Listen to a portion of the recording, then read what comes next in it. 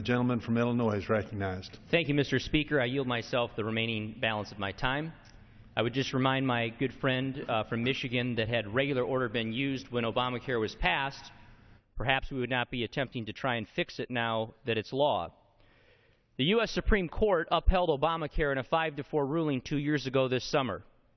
The justices did so by affirming that Congress, contrary to the repeated assurances by my colleagues on the other side of the aisle, had effectively created a tax that falls under the enumerated powers of Article 1 of the Constitution.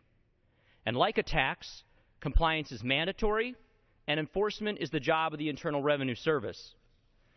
Now, since the summer of 2012, we have learned some things about the IRS that raise concerns about the agency's ability to do its job fairly.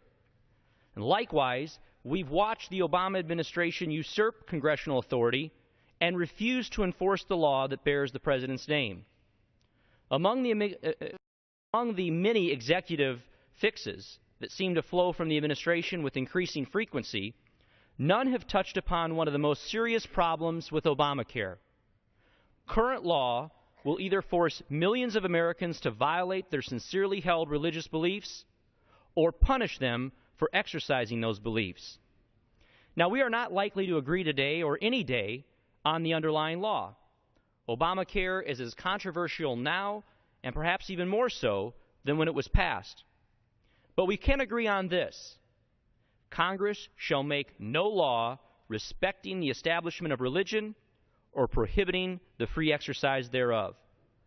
Less than a mile from this chamber, on the bank of the tidal basin, are inscribed in marble these words: Almighty God hath created the mind free. All attempts to influence it by temporal punishments or burdens are a departure from the plan of the holy author of our religion.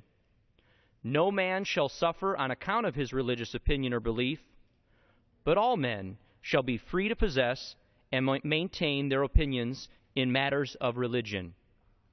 Those words, written by Thomas Jefferson, the first Democrat to be called Mr. President, capture the very essence of today's bill.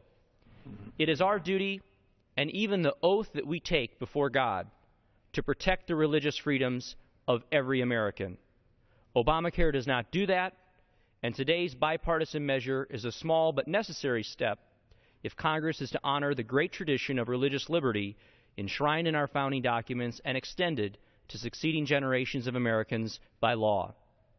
Thank you, Mr. Speaker, and with that I urge passage of H.R. 1814 and yield back the balance of my time.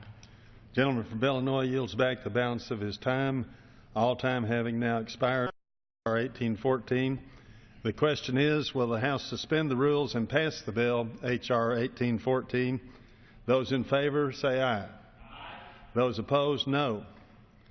In the opinion of the Chair, 2/3 being in the affirmative, the rules are suspended, the bill is passed, and without objection, the motion to reconsider is laid on the table.